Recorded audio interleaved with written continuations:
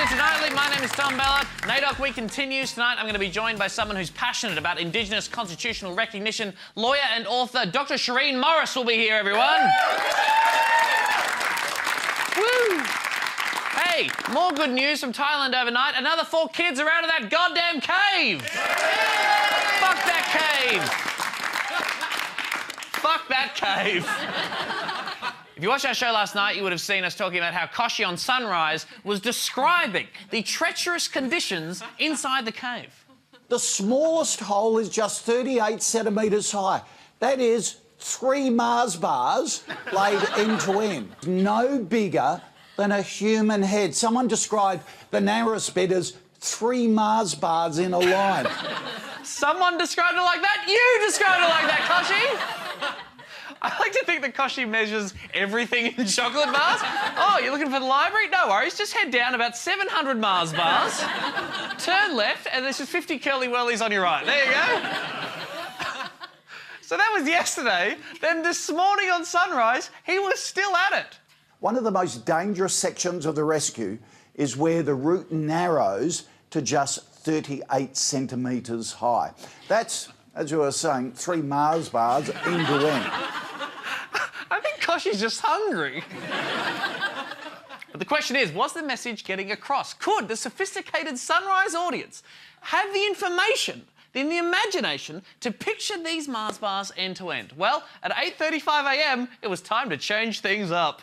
This narrows just 38 centimetres high. Now, if you want to know that is, that's it.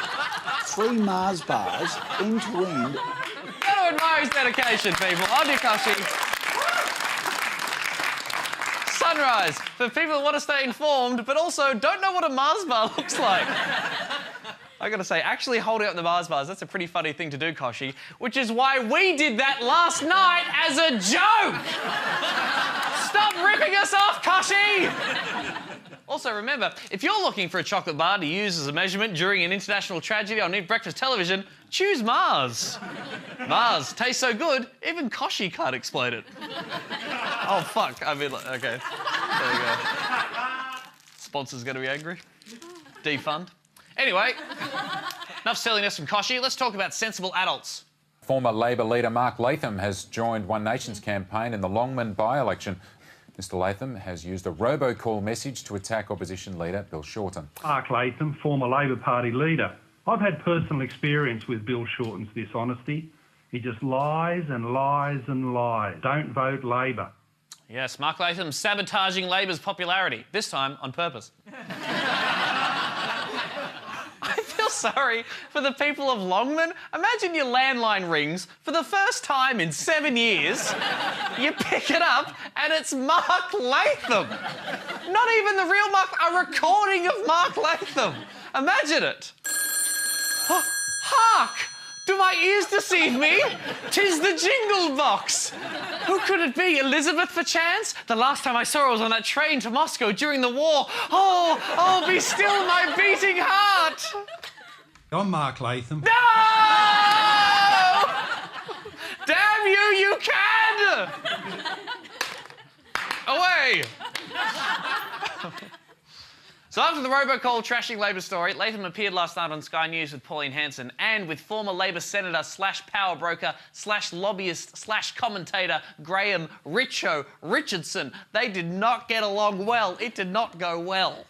What a load of rubbish. No one's taking what a load of rubbish. Well, I'm not taking anything from you. Don't you tell me what's sad. You're not just a rat of the Labor Party, you're King Rat. King Rat!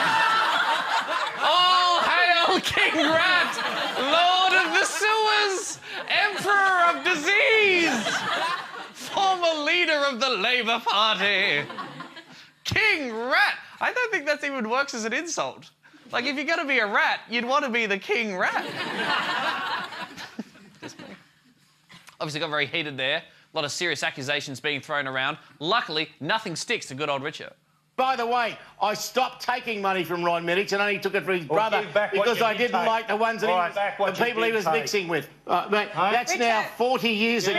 What happened? 40 years ago. They had a Royal Commission into it and couldn't find Casey guilty of a bloody thing. I never had a Swiss bank account, and that was proven. I think it's It's always a good sign when you're on national television yelling the phrase, "I never had a Swiss bank account!" Never! King Rat! King Rat! Rat King! It kept going for ages, all right? And doctors actually advise that you don't watch the whole thing right through. It's too dangerous, all right? So we've doctored the footage here. See how you go. That was proven. From you. Well, I'm not taking anything from you either. You old rotten shyster. All I know is about when it comes to being a shyster, don't you ever lecture me.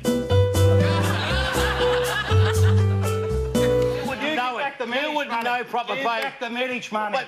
Just think you'd appreciate the break in there. That's good. They're watching all in one. In the same interview, Latham also revealed that he would be interested in returning to federal politics, but he hadn't yet decided on whether or not he was actually going to join One Nation. I've not made any decision. I do get people urging me, mainly on the basis they say, you know, the country's gone crazy. Yes, Mark, the country. Now, Tonightly is officially endorsing Mark Latham. We're getting on board, huh? Let's get up for Latham. Okay. I had to instruct our warm-up guy to go with that one. That was good. Oh, really? I love Mark Latham, and I endorse him the same way he endorsed us. Right, Mark Latham? This Tonightly sounds like a really good show. Thank you, Mark! But I don't think Mark Latham should join One Nation or stick around with the LDP or whatever. I think he should bloody well back himself, start his own political party, One Latham. Oh, yes. We believe in this so much, we've even made an ad for him. Check it out. Mark Latham. He's the candidate with experience. After laying the groundwork for Labor's landslide victory in 2007 by losing in 2004, he has become a respected media figure in television. Sky News has ended the contract of contributor Mark Latham. Radio. Dropped for attacking domestic violence campaigner Rosie Batty. And the printed word. Mr Latham has been forced to resign from the Australian Financial Review as a columnist. Mark Latham is a candidate of visionary thinking. What's wrong with a bit of unfiltered conversation? So let's get right into it. He's a candidate whose good behaviour has been recognised by the courts. Latham gets 2-year good behaviour bond. A candidate who's unafraid to stick up for himself in politics and in taxis. When he broke a cabbie's arm, it was all too real.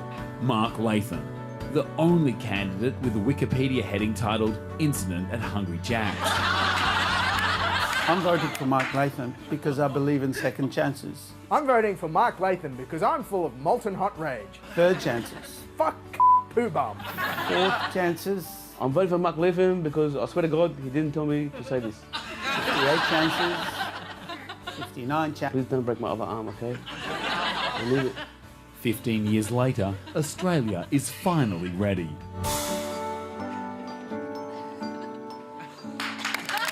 The One Nation Party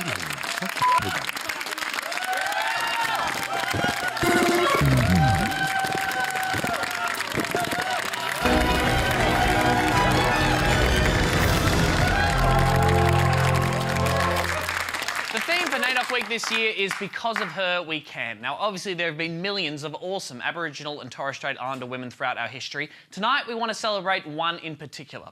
We're talking about this lady. My grandfather said to me, Colin, you have to first love yourself and spread it around. That's Wiradjuri woman Colleen Shirley Perry, affectionately known as Mum Shirl. And Mum Shirl was, quite simply, a mother flippin' boss.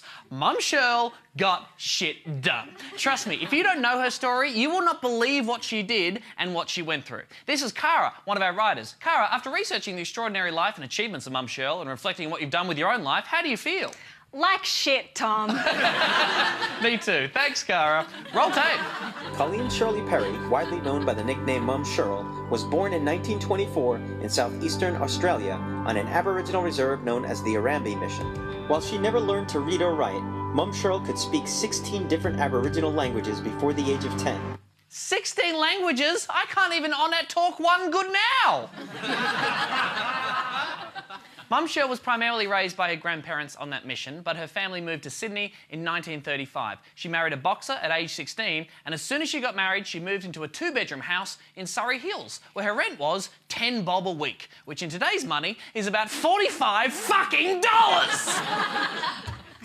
Anyway, this isn't about me.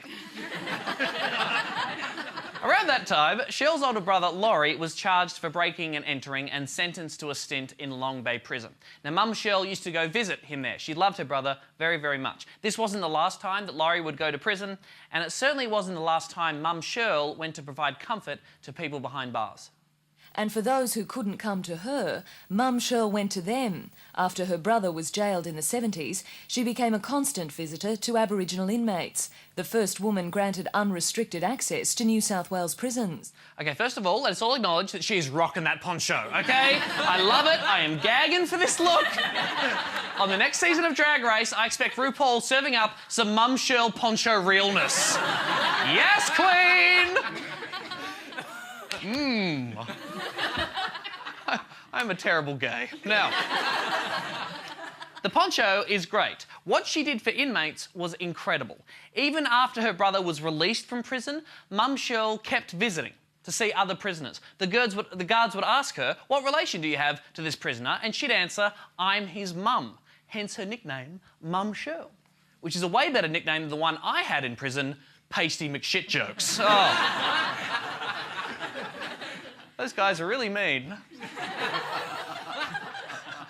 Mum Shirl gave inmates company. She spoke up for them in court. She helped their families. She helped Aboriginal inmates trace their ancestry. She brought them musical instruments. She became such a respected figure, the New South Wales Department of Corrective Services gave her this gold pass, which allowed her unrestricted access to all New South Wales prisoners. But none of this meant Mum Shirl got a big head. No, no. During a trip to America, she visited San Quentin prison, and when a senior officer there asked her what kind of work she did, she told them she visited people in their homes and in prisons. He said, "Oh, do they call you a social worker?" And she said, "No, they call me a sticky beak." Classic Mum Shirl, you guys. Now, if that was the end of the story, that would still be pretty impressive. But if you think that's all there was to Mum Shirl, then you don't know your Mum Shirl. Mum Shirl turned her own home into a sanctuary for orphans, runaways, and abandoned children. Over the years, she raised more than 60 foster children. 60 foster children! 60! She would have totally forgotten their names at some point. That's it. Hello, Ben, Derek, Stephanie. You're number 46. I don't give a shit. She clearly loved and cared for children, but as this photo indicates, it wasn't always easy. Giving off some real fuck my life vibes here, Shirl. But anyway, looking after 60 foster kids is an amazing effort by Mum Shirl. And again, yes, there's more. Mum Shirl was an activist too, at the forefront of the land rights campaign in the 70s and co-founder of the country's first Aboriginal medical centre. Mum Shirl was especially remembered for her efforts in establishing community organisations in Redfern, such as the Aboriginal Medical Service and Aboriginal Children's Service, to name a few. To name a few is right. Not only did Mum Shirl fight for land rights for the Gurindji people, she was also a key figure in establishing the Aboriginal Legal Service, the Aboriginal Medical Service, the Aboriginal Black Theatre, the Aboriginal Tent Embassy, the Aboriginal Children's Service, and the Aboriginal Housing Company. Mum Shirl got shit done. Cara? Still feel like shit, Tom. As you should. Mum Shirl was the business, and she achieved all of that in the face of some pretty extraordinary challenges. Forget racism alone. She had epilepsy, which caused her to have several miscarriages. She had a heart attack, and she was in hospital for 7 months. When she was in there, she was made redundant, and her brother Laurie also had a heart attack. Oh, and also, he'd just been framed by the police for murder. Basically, at some points, Mum Shirl's life feels like a season's finale of Passions. With fewer white people, to be fair, but... Does anyone else remember that show? No, OK, that's a shame. Mum Shirl took no shit. She even once, and this is genuinely true, threw some shade directly into the face of Neil Diamond. Oh, yes. That's right, millennials. Just when you thought this story couldn't get any cooler, Neil Diamond gets involved. Damn it, Neil Diamond, stop trying to have sex with my mind. Look at that tempting buffon. Mum Shirl once tried to take a bunch of kids with disabilities to a Neil Diamond concert. The concert was sold out. A scalper outside tried to sell her tickets for like 4 times the original price. She thought that was outrageous. She complained about that on the radio. Neil Diamond heard about it and flew Mum Shirl to Las Vegas to one of his shows as his guests. But Mum Shirl wasn't impressed by fancy Neil Diamond. No. She writes, I talked to Neil Diamond and I told him what I thought about artists and singers not making time for poorer folk. He said that he was putting on concerts in bigger and better places so that more and more people could attend. He said I could go and buy a lot of tickets. And I said, oh yes, and then sell them to other people for a lot more money than I paid for them? She's given sass to Neil Diamond! No one says no to this face. Except who? This face! Boom! Mum Shirl! This was an extraordinary woman. She dedicated her life to helping other people. She passed away in 1998, but her legacy lives on in the work of crucial frontline services like these. Services that are for and led by Indigenous people. Because of her, because of Mum Shirl, we can. But because of decisions coming out of this place, some people can't. This morning, we can report the Aboriginal Drug and Alcohol Council, based in South Australia, is set to close from next year. The council brings together drug and alcohol services controlled by Indigenous experts for Indigenous users. With the activities that ADAC provides, that has saved my life so much. Why is your service being closed down?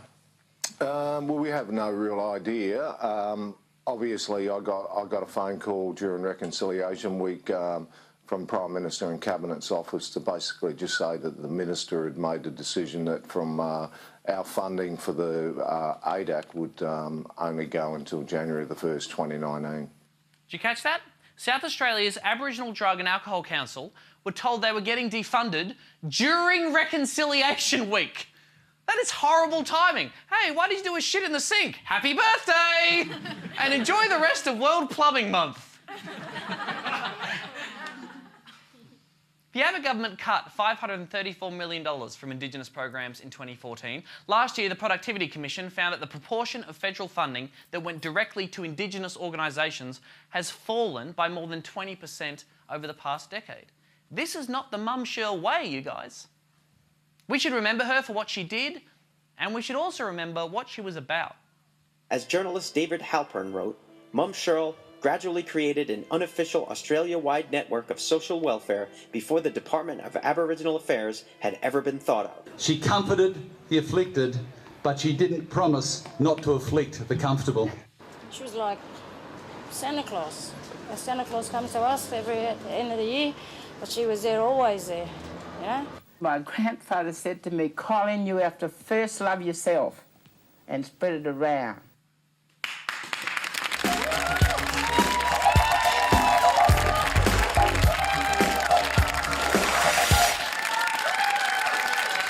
Next up tonight, let's talk about wage theft. It's a global concern with some surprising consequences. Pope Francis has declared wage theft a mortal sin, punishable by eternal damnation. The Pope would know about wage theft. For years, he's been washing feet as a side gig. Say what you will, he gets good tips. Recently, we've been learning about how wage theft is present in a whole host of industries, particularly in restaurants connected to fancy celebrity chefs. The wage theft issue made headlines last year when 7-Eleven stores across the country were exposed for ripping off employees. Since then, restaurants run by celebrity chefs like Neil Perry What do you reckon, Andy? Very happy chef? and George Columbaris have been accused of underpaying staff. Neil Perry denies those allegations. George promised to reimburse 160 staff more than $2 million. Oh my God, this is terrible news for our beloved celebrity chefs. Oh, well, at least we've still got Gary. Hey, Gary, love you. Wage theft has been described as endemic across Australia. In June, a Fairfax investigation into wage theft found many workers didn't know how much they were owed due to lack of records, and some workers said hours were doctored or not even recorded at all. These restaurants have denied the allegations in particular, saying they're spurious and inaccurate. But, you know, we do love cooking TV shows in this country, and it kind of makes you wonder, what if those shows actually depicted how staff are really treated in hospitality? Coming up on Realistic Masterchef, our top 3 cooks face their biggest hurdle yet. Seeing what it's like in an actual fine dining kitchen. I wanted to be a carpenter! The heat in the kitchen is set to soar. In this challenge, you will have to foil this tiny egg after working 35 hours of unpaid overtime already this week. The recipe was actually easy to follow, but it's hard to concentrate with all the relentless screaming. Push, push, push, you culinary imbecile! For some reason, it's acceptable for me to hurl abuse at you in the kitchen, whereas in any other occupation, it'd get me fired. Yes, chef. And this week's Mystery Box Challenge. So I'm looking in the mystery box and I'm trying to figure out what the mystery ingredient is. And then I realise... will feature an ingredient they've never, ever seen. It's our timesheets. They've shredded our timesheets. Correct. Well done. That's so there's no record of your unpaid overtime. What do I make with this? Not rent, that's for sure. Our contestants are tested like never before. In this invention test, you'll have to invent a way to contact the Fair Work Ombudsman without getting caught and fired. Good luck with that. I'm finding this challenge even more of a pressure test because my working visa is conditional on me having a job. And for one of our contestants, this could be the end of their journey.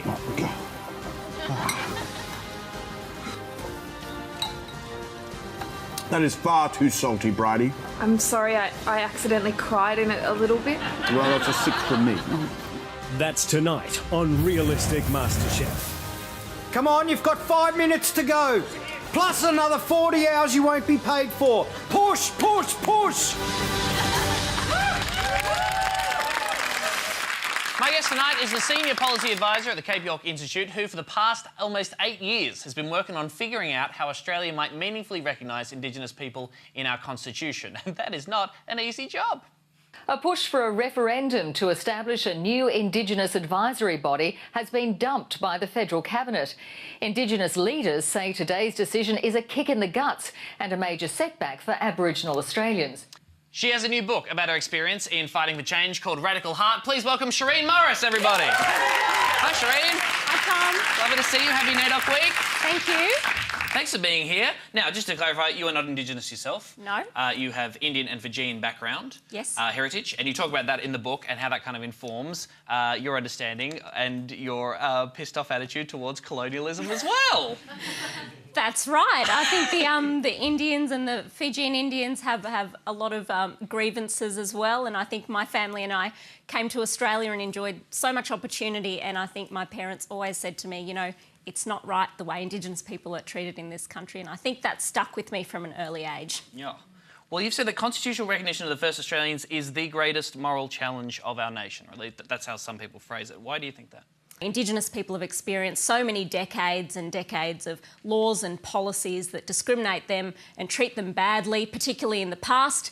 And these days, those policies and laws are well-intentioned, but they're still not achieving the results we would want. We're still not closing the gap. And Indigenous people, as they've said so eloquently in the Uluru Statement, they still feel this torment of powerlessness. They still feel unheard and voiceless in these top-down decisions being made about them. The gap's not closing. So what are we as Australians going to do about that? Here's a clip from Q&A featuring some interesting people who were on board your train. Because I don't think what's being proposed is very controversial or very difficult. It's just giving constitutional recognition to what already is in place. The body would be outside the parliament, not inside the parliament, and on Indigenous matters, the parliament would then be able to consult those people. They don't have to agree with them, but they would feel that they had a consultative role within the deliberations of the parliament. I don't think that's very tough. You heard it here first on ABC News. I'm on a unity tick with Alan Jones. That's weird. It's weird seeing Alan Jones agree with Kevin Rudd. Oh, you know, Noel Pearson and I at Cape York Institute, we call this the phenomena of the radical centre. And this is what this proposal remarkably has done. The Uluru Statement got this unprecedented historic Indigenous consensus around a modest, pragmatic proposal that Conservatives like Alan Jones, as well as all these serious constitutional Conservatives, they're prepared to stand up and champion it. And I don't think you could get that with any other proposal, and that is the huge political opportunity. And the government says, to quote them, why did they do that? Oh, why did they do that? Look, I think there's fundamentally a bit of a lack of imagination, and I think the Prime Minister probably was scared about how he would pass this. You know, the phrase he used in his press release was that this won't fly with the Australian people, it won't succeed at referendum, it's got no prospects. The only thing that can change the politicians' minds is the Australian people. And I think it's our responsibility, all of us, Indigenous, non-Indigenous, left and right, to ask the politicians to do the right thing here, to support the Uluru Statement, to make it happen. Think about the diversity of those First Nations representatives who came together at Uluru. There would have been personal rivalries, there would have been historical differences, political differences, cultural, north-south, you know, urban, regional, remote differences, and yet somehow they all came together in a way that they've never done in the past, and they've put forward this proposal. So now I think we've all got to take it dead seriously and consider it. And a criticism of this idea is that we're enshrining race into the Constitution. We should be post-race, as Andrew Bolt tells us, right? Yep. What does that mean? Indigeneity is not about race. Well, so a great example is up north in Scandinavia, the Indigenous peoples are white-skinned. So Sami people, very fair-skinned. So indigeneity is not about race. It's about hereditary status, it's about citizenship status, and it's about the rights and interests that are accorded to you as a people by virtue of being the first people in a particular place and by virtue of the history of colonisation and dispossession. If you take sort of a speculative historical view on it, if by chance the Indigenous people had been white, they'd still have native title today, had history played out in the same way. So, you know, it's not about enshrining race into the Constitution. It's actually, there's race clauses already in there. This is about making fairer constitutional rules to ensure that Indigenous people are treated more fairly than they have been in the past. Well, I admire your optimism and appreciate you being here. Thank you very much. If you want to find out more, the book is called Radical Heart. It is out now. Please thank her, Shireen Morris, everybody. Thanks, Shireen. That's our show for tonight. Thanks for watching tonight, and we'll see you tomorrow, everyone.